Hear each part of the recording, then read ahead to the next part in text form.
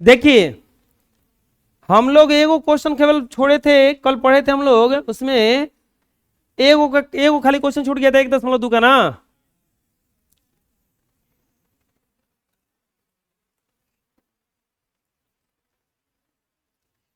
किसी खेल के मैदान के चारों ओर एक वृत्ताकार पथ है।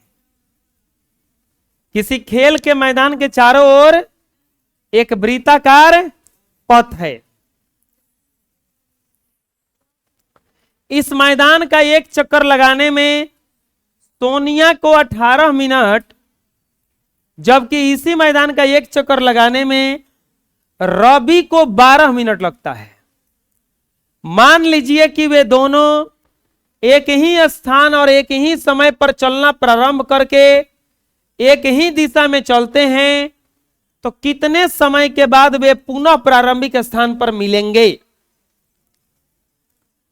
एगो खेल का मैदान है, चारों तरफ एक वृत्ताकार उस पर रास्ता है।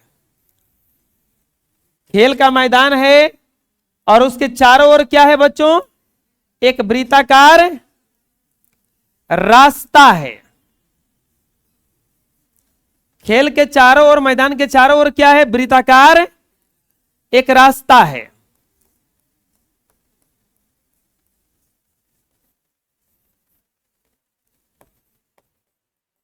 इस रास्ते पर दो लोग दौड़ना प्रारंभ करते हैं, रवि और सोनिया। रवि अगर दौड़ता है तो कितना मिनट में एक चक्कर लगा लेता है, 12 मिनट में। और सोनिया जब दौड़ती हैं तो कितना मिनट में चक्कर लगा लेती हैं, 18 मिनट में। रवि 12 मिनट में दौड़ जाता है और सोनिया 18 मिनट लेती हैं। अब कह रहा है कि एक के बार अगर चलना प्रारंभ करेगा दोनों, तो कब एक के फिर उसी स्थान पर वो कब आएगा।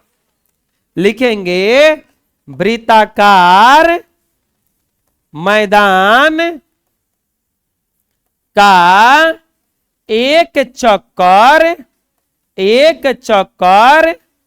लगाने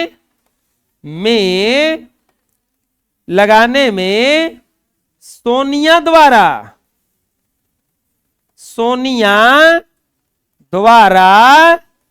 लिया गया समय, सोनिया द्वारा लिया गया समय बराबर कितना मिनट है, 18 मिनट ना, 18 मिनट। और रवि द्वारा लिया गया समय, रवि द्वारा लिया गया समय, ए बबुआ रवि द्वारा कितना समय लिया गया है, 12 मिनट। कितना मिनट। अब कह रहा है कि दोनों जो है सोनिया और रवि एक के साथ चलना प्रारंभ करती है। लिखेंगे रवि और सोनिया, रवि और सोनिया एक ही साथ एक ही समय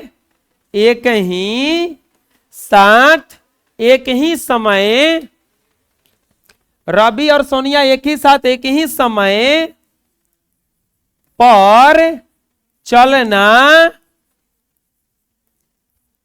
आरंभ करती हैं। रवि और सोनिया एक ही साथ एक ही समय पर चलना आरंभ करती हैं। तो क्या कह रही हैं, एक ही समय पर एक ही साथ चलना, उसी स्थान पर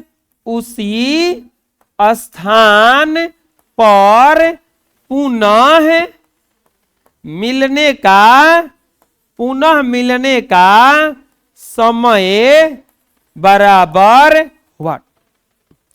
मतलब क्या है ना कि मान लीजिए कि यहीं से दोनों चलना प्रारंभ किया, तो फिर ये जे कब मिलेगा वो आकर के, एजे वो कब मिलेगा आकर के। तो इसके लिए हमें क्या करना होगा, इन दोनों का एलसीएम निकालना होगा। 36 आएगा, यानी कि 36 मिनट में सोनिया 2 चक्कर लगाएगी और 36 मिनट में रवि कितना चक्कर लगा लेगा? 3 चक्कर ना। तो 3 चक्कर यानी कि फिर एक जगह पे ना मिल जाएगा, वो 2 चक्कर में लगा के वहीं पे पहुंचेगी, या वो 3 चक्कर लगा के वहीं पे फिर कर जाएगा, पहुंच जाएगा। लिखेंगे एक ही स्थान पर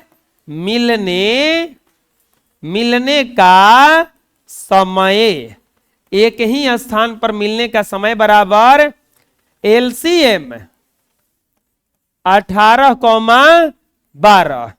18 और 12 का एलसीएम निकाल दीजिए।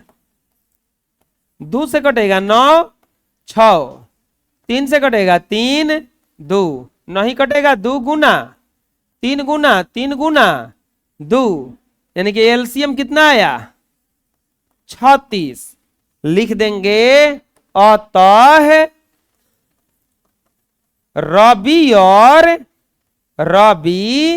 और सोनिया उसी स्थान पर 36 मिनट बाद मिलेंगे। रवि और सोनिया उसी स्थान पर 36 मिनट बाद मिलेंगे। आ गया समझ में?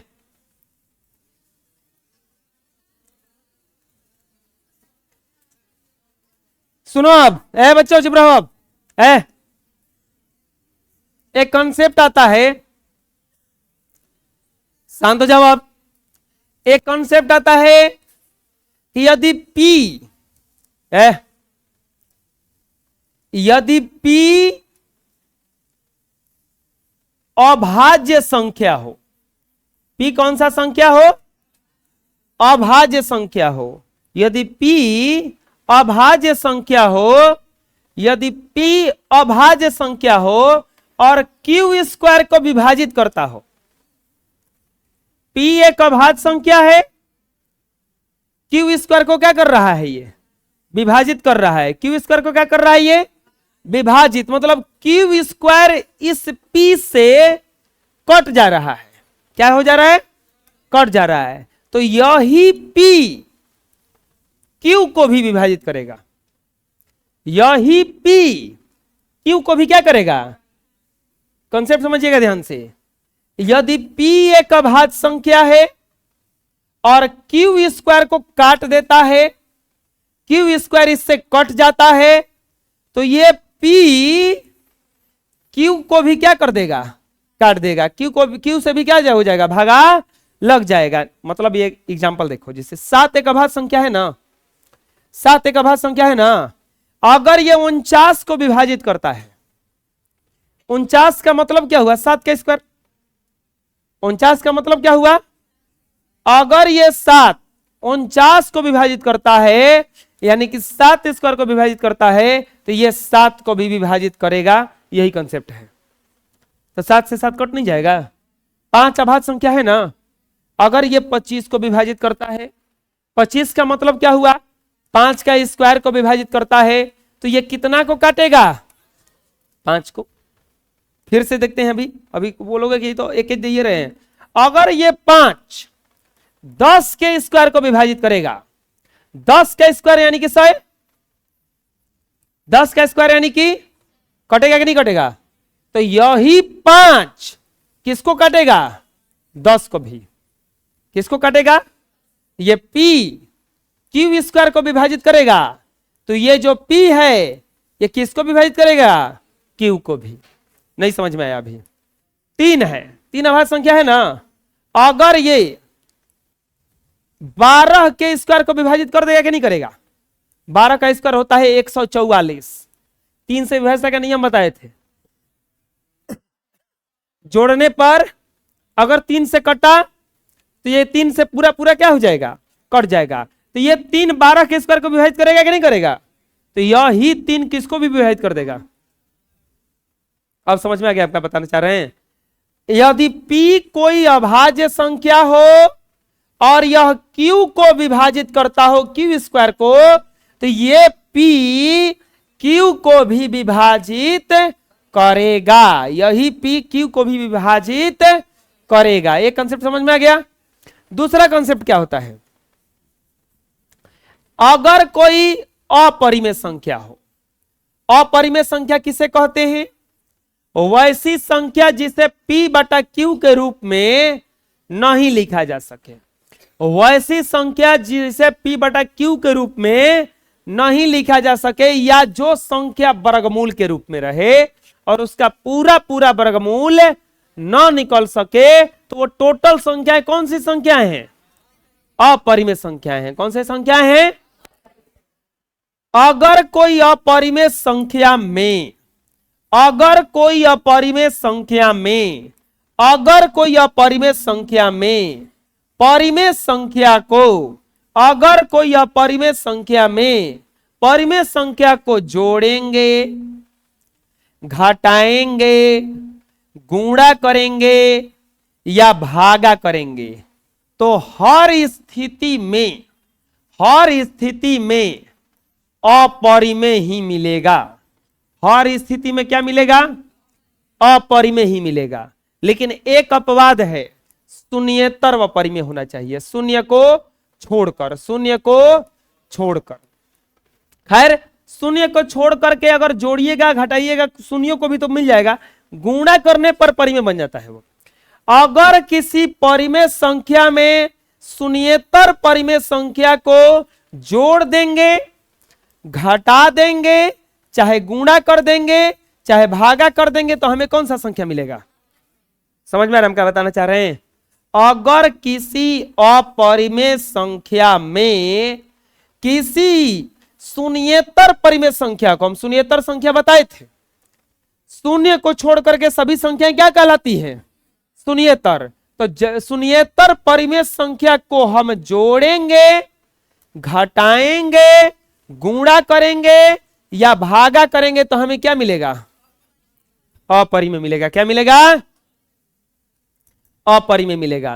अब आता है एक और कंसेप्ट कि अब यदि असमान असमान अपरिमेय संख्या को, असमान अपरिमेय संख्या को किसी असमान अपरिमेय संख्या में, असमान का मतलब क्या होता है, दोनों बराबर नहीं होना चाहिए, जोड़ेंगे, घटाएंगे, गुणा करेंगे या भागा करेंगे, तो हमेशा अपरिमेय संख्या मिलेगा। हमेशा क्या मिलेगा, अब देंगे एग्जांपल तब समझ में आएगा।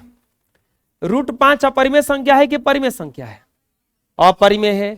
इस अपरिमेय संख्या में अगर कोई भी शून्येतर परिमेय संख्या जोड़िए, शून्येतर का मतलब शून्य को छोड़कर, शून्येतर का मतलब शून्य को छोड़कर, शून्य को छोड़ करके इसमें कुछ भी जोड़िए, चाहे कुछ घटाइए, चाहे कुछ से गुणा कीजिए, चाहे कुछ से भागा कीजिए, अपरिमेय मिलेगा।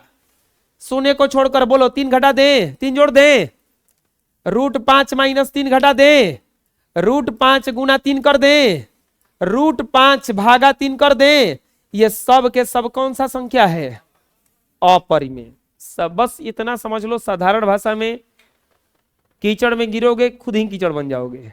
अपरिमेय को क्या समझना है यहाँ पे, कीचड़। इसके साथ कोई भी बढ़िया चीज आएगा तो खुद भी उसी के जैसा हो जाएगा। समझ में आ रहा है क्या करें हमें। √9 अगर इसमें 3 से गुणा कर देंगे, ये तो √19 इसमें 3 से गुणा कर देंगे, ये बेचारा परिमेय था, इसके संगत में आ गया तो पूरा बयान गया कौची। अब संगत जैसे ही अपरिमेय का किसी परिमेय संख्या के साथ हुआ तो वो भी क्या बन जाएगा, गुटखा खाने वाले के संगत में रहिएगा, आप भी कुछ दिन में क्या बन जाइएगा, गुटखा खाने वाला। बुझा रहा है ना, नहीं बनिएगा, देखना बन जाओगे, पक्का बता रहे हैं। 4 कौन सा संख्या था, परिमेय था ना, इसके साथ √2 को जोड़ दिया गया, क्या बन गया। अब ये किसी भी परिमेय संख्या को अगर अपरिमेय संख्या में जोड़ेंगे तो क्या बन जाएगा वो। अब बताओ, √5 परिमेय अपरिमेय था और √3 भी क्या है, अपरिमेय। इन दोनों को जोड़ भी देंगे तो क्या बनेगा, ये अगर √5 में से √3 को घटा भी देंगे तो क्या बनेगा ये? √5 में √3 से गुणा भी कर देंगे तो क्या बनेगा ये? √5 में √3 से भागा भी दे देंगे तो क्या बनेगा? समझ में आ गया हम क्या बताने चाह रहे हैं? हैं?